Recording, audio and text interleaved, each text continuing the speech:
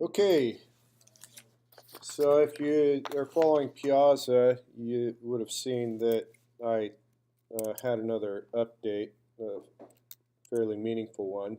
So let me talk about that. It all should be on the website. The first is that I'd forgotten to put in number 3 of this errata here, right here. This wasn't there previously.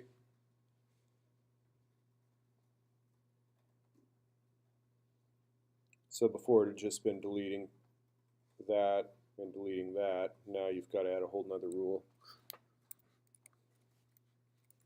And basically that's for if you have one of those event handlers for like on down arrow and the curly braces are just empty, there are no statements in there. The code that you'd write, the action for it I would think would just be $$ equals null pointer, and then up where you're dealing with the statement list, you just need to do a check to make sure it's not null. So that'll make your life easier. Excuse me. The bigger deal is I added a whole bunch of text here for number 4. So rather than me reading it, let me just characterize it, is that up until Project 7, all we have been dealing with is the creation of global variables. That's all any of that is. If you look at all the tests in Project 5, P5 for instance, and you look at all that GPL code, it's just creating integers and doubles and strings and game objects and stuff like that. And there is no running code per se, meaning that I think using C or C++, analogous is analogous in that you can create global variables in those languages, and if you have some sort of initializer for that global variable, that variable is initialized prior to starting to run the stuff in main. Right? So same idea here. All the global variables get set up, and the only variables in GPL are global variables. So all the variables get created, they get initialized, and then the thing spins into its graphical interface and taking keystrokes and mouse clicks and so on and so forth. So there's a level of checking that occurs at parse time, which is semantic checking, and what that checking consists of is since this is a strongly typed language, just like C and C++ are strongly typed, you can do a lot of checking of types before any running of code occurs. Right? So an example of something you can't do necessarily is check for divide by 0 errors unless you actually hard-coded a divide in a 0 symbol there. If it's in a variable and you get asked the user for the contents of that variable, clearly you couldn't check for divide by 0 until runtime. However, if you said 5 divided by, and then you put a string variable there, that's something you can check when you're parsing. So we actually did that kind of checking in P5.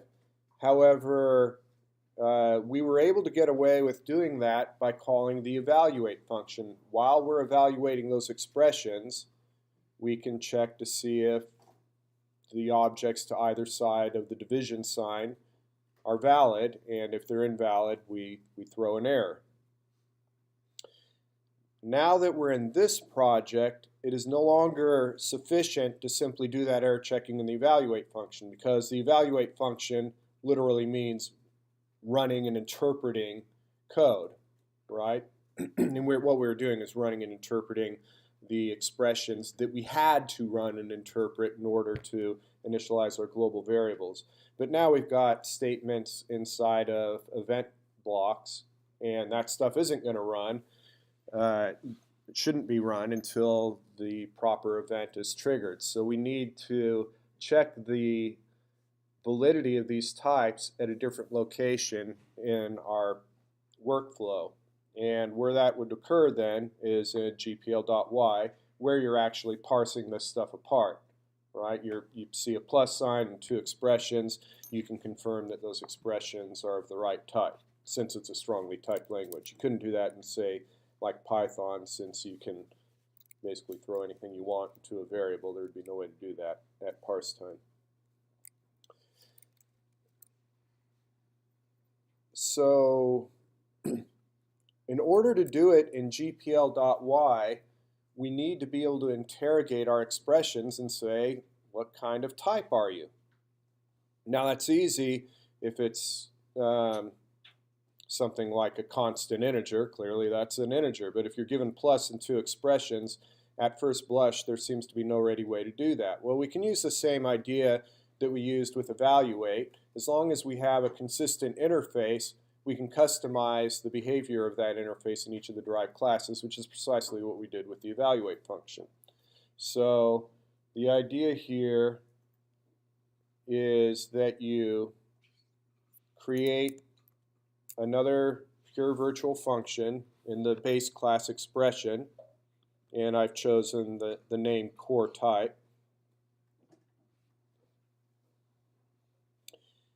And it's pure virtual, so you have to override it in the derived classes.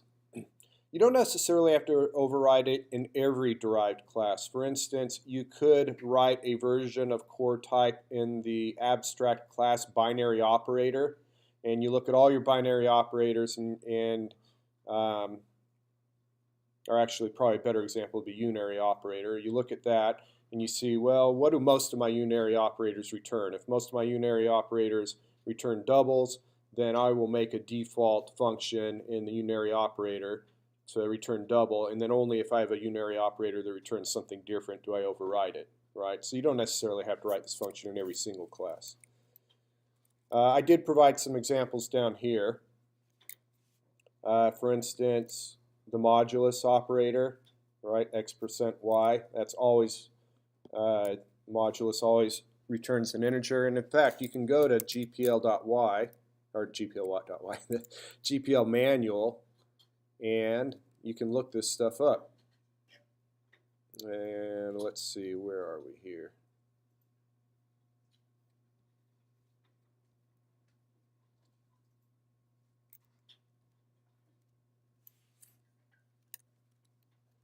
Yeah, so here are the operators.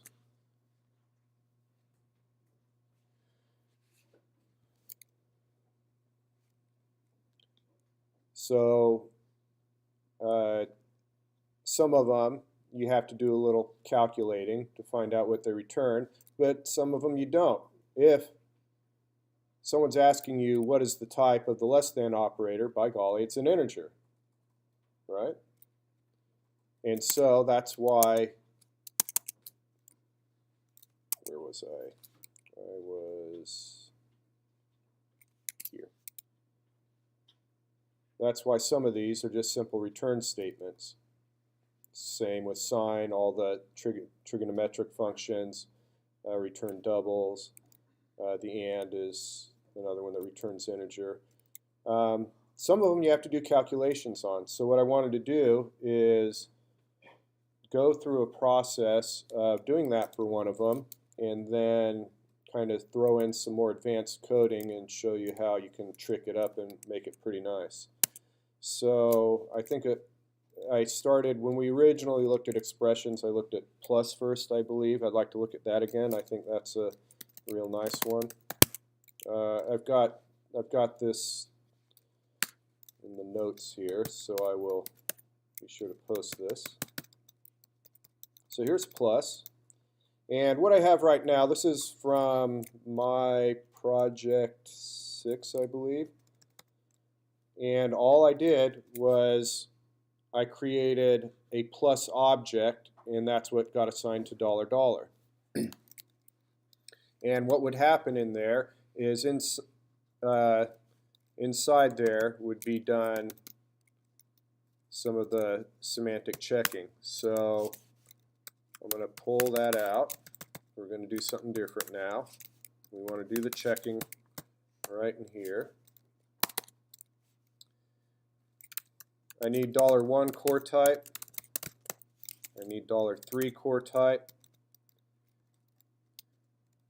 because when I come here, I need to confirm that both the left and the right hand side are either ints, doubles, or strings.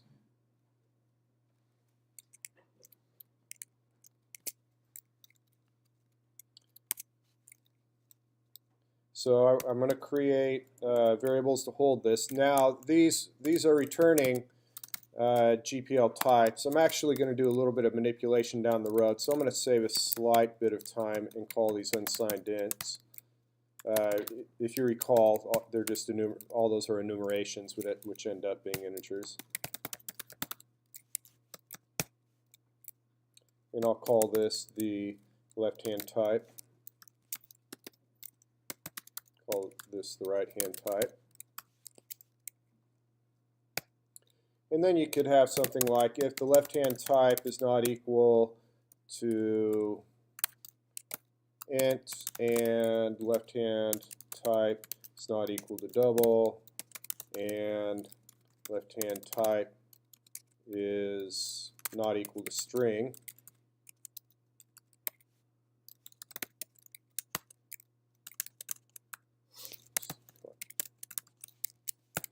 then what I can do is I'll create a flag here.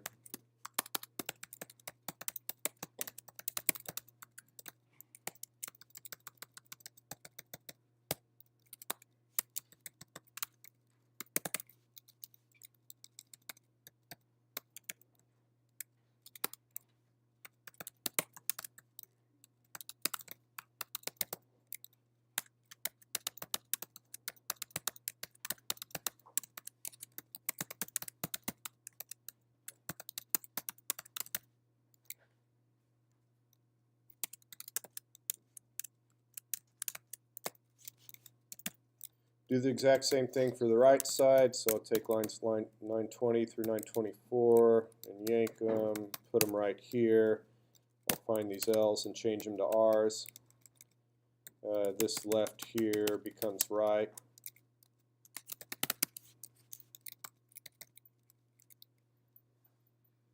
And then I go ahead and see if I had an illegal operation. If I did have an illegal operation, then I want $$ to be equal to new integer constant 0. Otherwise, if everything worked out fine, I'll do $$ equals new plus $1, $3. How can we do new integer constant instead of like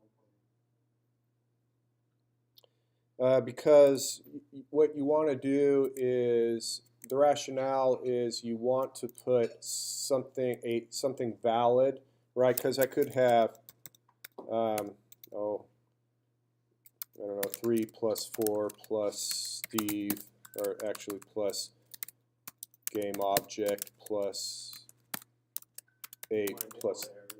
What you want to do is you want to put something here that's going to allow you to continue parsing so that you can find as many errors as possible. That's right. So what's built in, one of the niceties that we didn't have to program is if you crack open the code on this statement right here, this function actually trips a flag that says that there were problems, and then prior to GPL running the interpreter, it sees if that flag is tripped, and if so, then it doesn't continue. So by doing things like this, it allows you to just keep parsing and getting more useful error information prior to the thing bailing out altogether before it terminates. All right. So as a first try, there's this. Now what I'm going to do is I'm going to trick things up just slightly. And it's this stuff right here. Okay. One of the nice things, which if you're familiar with bit manipulation, is that these types we're all designed to each trip a single bit in a number. So you can use bit manipulation to kind of combine them and separate them out and things of that nature. So what I'm going to do then is I'm going to change this a little bit. Maybe to just show the progression in my thinking, I will copy that. What do I want to do? And maybe I'll write it. 916 to 934. Write first pass. All right, now I can just change it up. I'm going to change the meaning of this. I'm going to calculate right away whether or not my left-hand side is valid. And I can do that. What did I have here? Let me do this. I'll create.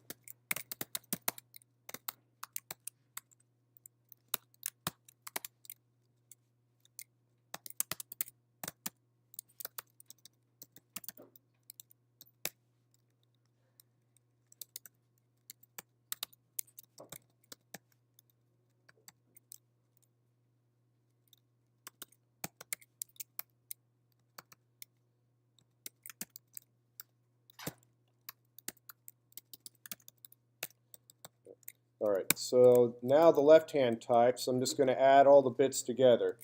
And I'm just going to say, and I come over here to gpl.y, and I see what the legal types are. They're int, double, and string for addition. Right?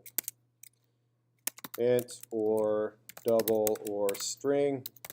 In fact, I don't even need the parentheses here. It's going to be the same for this one. Correct some.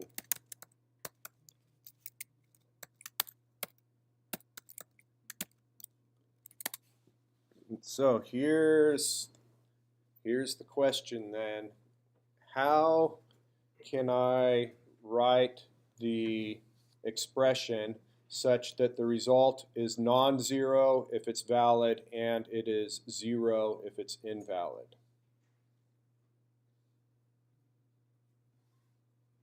What's my bit manipulation? I want to take this. So let me actually copy and paste this.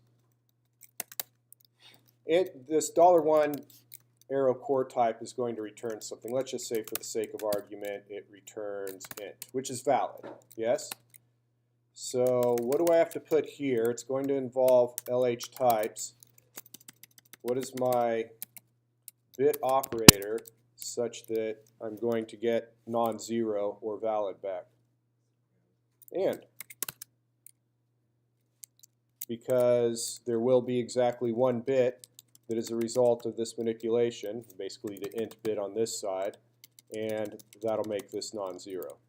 And that'll work fine if I have, not string, if I have something like game object. There is no game object bit tripped on this side, so I have 0 and 1, which is going to be 0, meaning it's invalid, right? So that is the idea behind the bit manipulation. So I'll say and.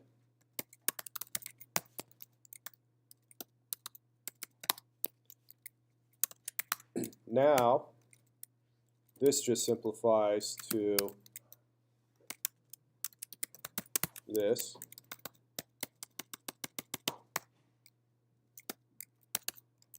And I think that that is a bit nicer. And the original goes away here. All right. So then my process for minus would be easy. I could do this. So I could say lines 916 through 936 yank. And I will put that right here. Then I just have to go through and change things. First, I have to determine what are the valid left-hand and right-hand types for minus. And I come over here and I find that it's just int and double. So I just take out the string there. That's the same, this is the same. Then I have to change this to a minus sign. And then lastly, I change this.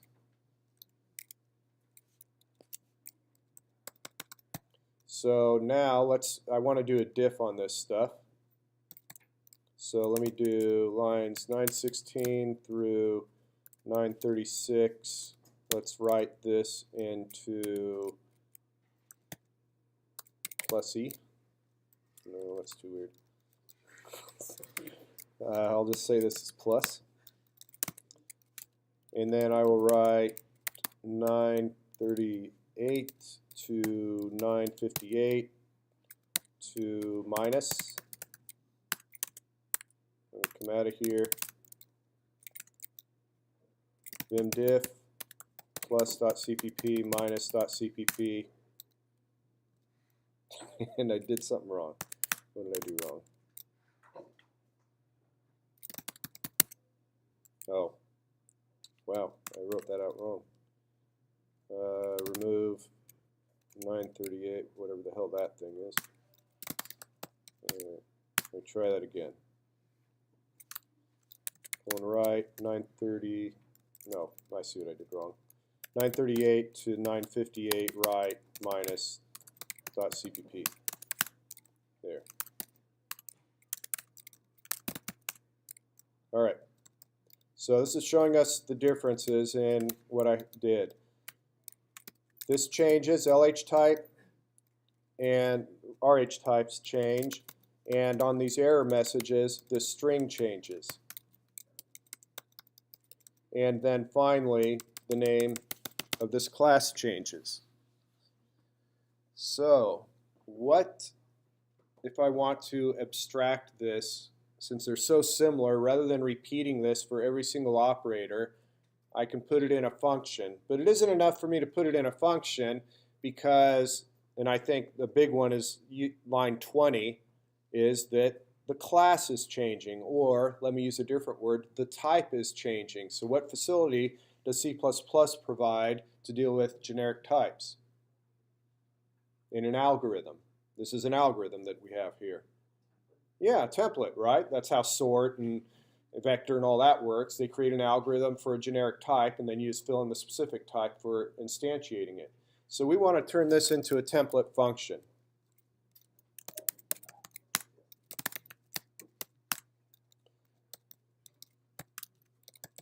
So I'll grab this plus here.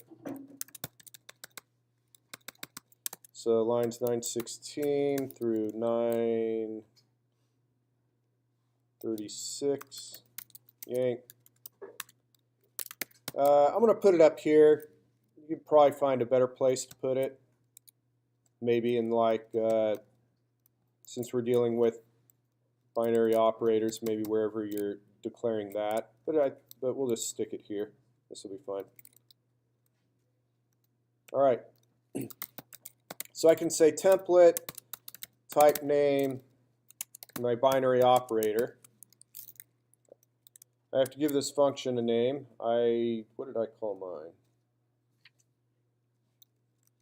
I called mine the binary operator check. I don't have any return here yet. We'll figure that out in a minute. Let me take this stuff and move it over a little bit.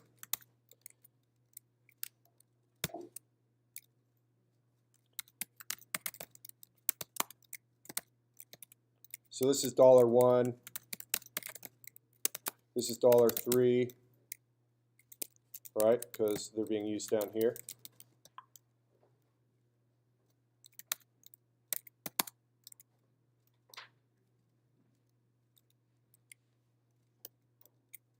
And then if these two are changing, so I need those.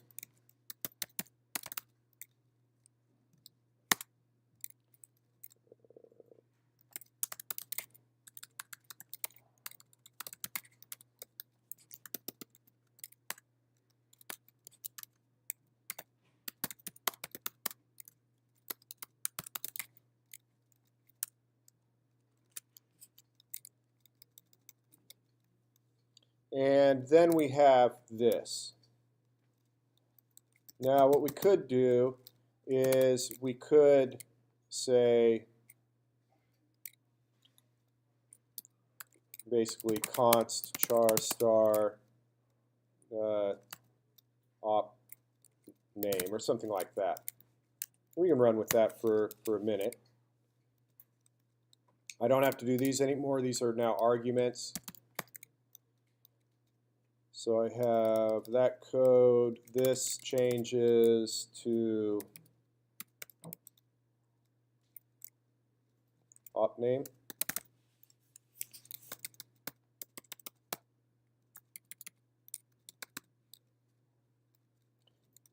That stays the same, and then this becomes that.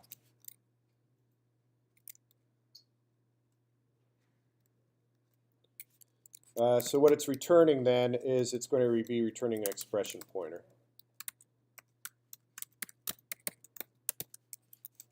Oh, and I don't have $. I just return this. So what I do is I assign $, to calling this function.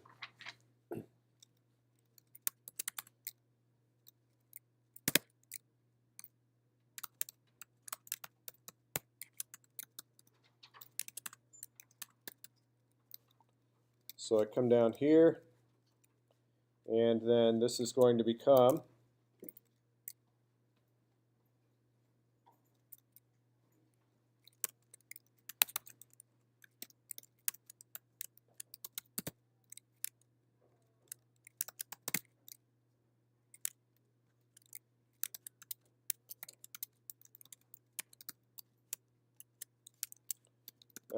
I'm going to put this on a separate line just for the sake of readability on a screen without real estate. Wait, here, let me just do a copy paste. It's this stuff here.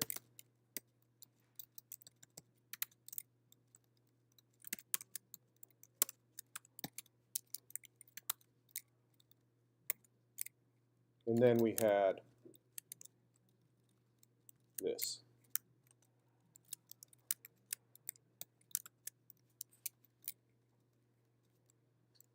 And then when I do it for minus, I just take this old stuff and delete it, do this, this becomes the class minus, this becomes minus. Now, I want to trick it up just a little bit more, and, huh? Oh, yeah. Absolutely. For minus, I have to get rid of that. What I don't like is I don't like having to put this right at the end. I'd actually like to marry that right here. I'd actually like to make it a template argument like that. Then I kind of keep them all right next to each other right here. I think that's visually very appealing. The problem is that templates have a hard time dealing with constant character pointers. So what I'm going to do is I'm going to change the type I'm dealing with here, and I'm going to use the GPL type enumeration like that. Whoops. And then this one would become plus like that. And then I lose this last argument. So now I just have to tweak my template to handle it this way. So I go up to the top here. This is going to be my, it's not a GPL type, it's an operator type. And I can determine that by, if I look at, I don't know if I have it in this file.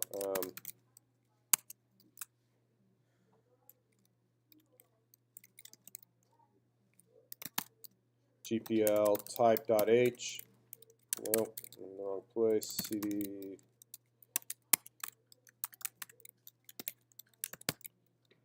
So we have our GPL types, and then you see there's another enumeration here for operator types. So the plus, the minus, the sine, the cosine, all the operators are here. So this works perfectly.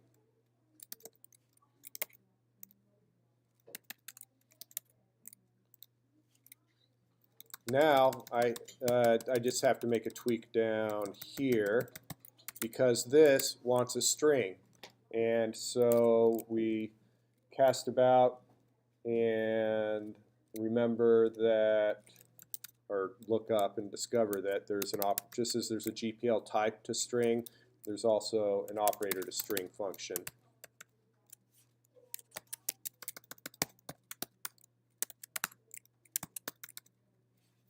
That turns it into the operator and not the word? Operator to string, so we can actually look it up.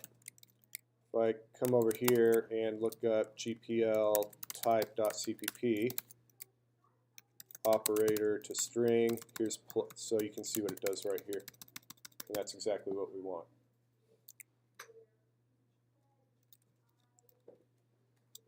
Okay. Keep doing that.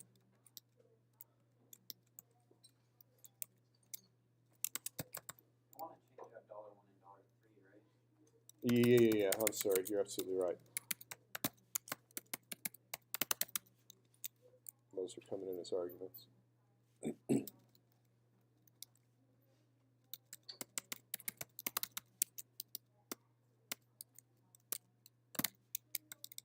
There you go.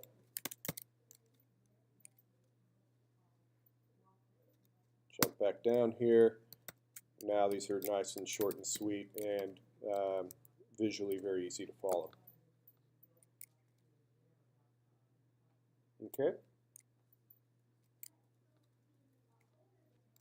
So that's all I had for you. Do you have anything for me? Yeah. If you're doing that checking for like making the arguments the right type when you're creating the expression, do you need to do that when you're evaluating it as well as you were before? Yeah, that's a good question. The answer, it's certainly more robust, I guess, to have that code in there in the evaluate, but no, as long as your code's not buggy, you should never encounter those errors in your evaluate function.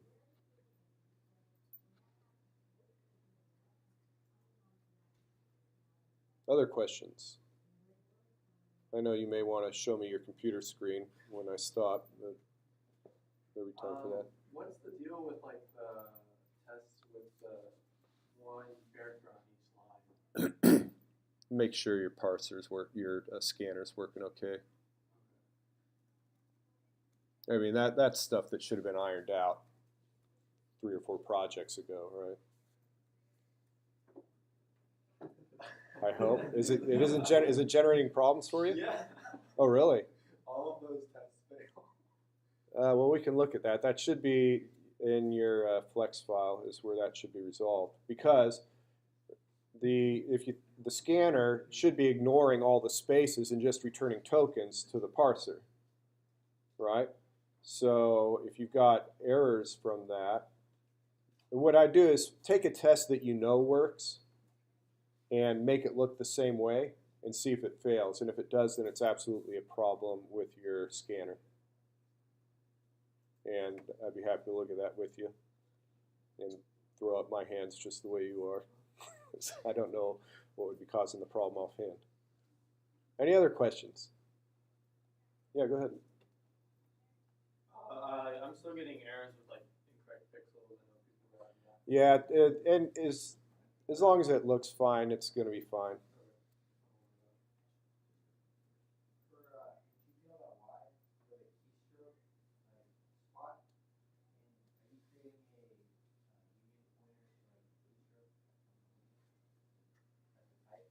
No, the type is, did I put the type in the write-up?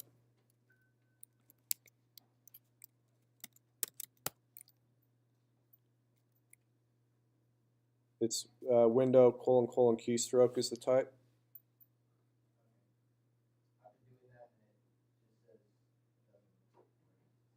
If it doesn't understand it, then just make sure you have window.h included. All right. Well, I'd be happy to look at it with you if you like. But that's definitely the type you want. Other questions? With that, what you just showed us, handle like where you're doing a sign statement, like would that handle where both types have to be the same, or you have to still error check for that when you're doing like this? For which operator? Sign. So the unary operators. I actually so different people did it different ways. It depends how you handle it. The way I had promoted, not heavily, was to create the object down here, and then you have like a set operand function when it comes up here. And what I did is I did my type checking in this function. Oh, like the statement assign is what I'm saying. Oh. Yeah. I thought you meant sign as in the. Yeah.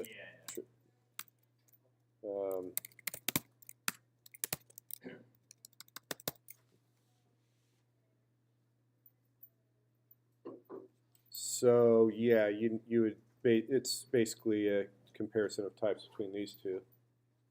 Oh, and you're asking if the same. I don't know. I haven't tried it. Let me think about it for a minute.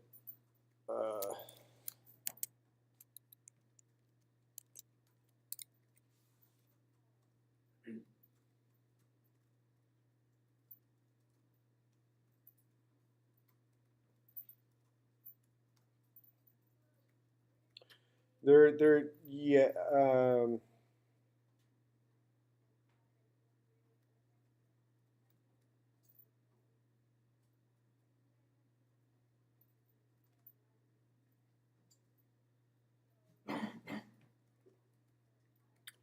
You could do some checking. You could use that template and you'd do some checking. You'd still have to do some other checking because, for instance, an integer on the left, excuse me, a string on the left and an integer on the right is legal, but if you swap it, you can't assign a string to an integer, right?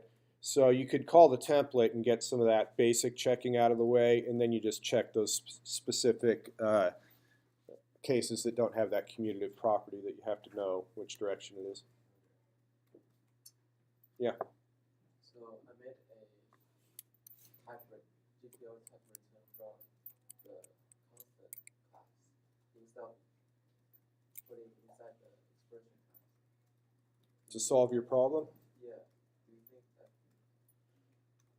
constant return is type?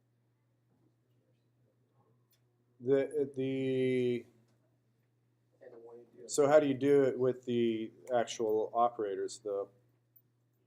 Because remember, you don't necessarily have 5 plus 4. You could have 3 times 2.6 plus 40 divided by 3, right?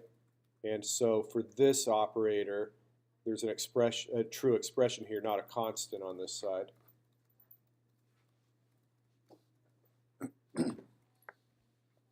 So you need a way of just being able to kind of roll it up automatically, and that's what the core type will do, because core type for plus looks at left and right. When you look at left and ask for its core type, it's going to run the multiplications core type, which will look at its left and right, and eventually you end up hitting something where you have the solid type.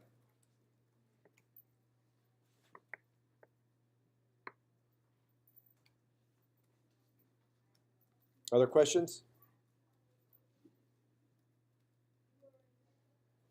All right, I'll go ahead and I'll definitely post that template code that I wrote out in case you didn't get it while I was typing away.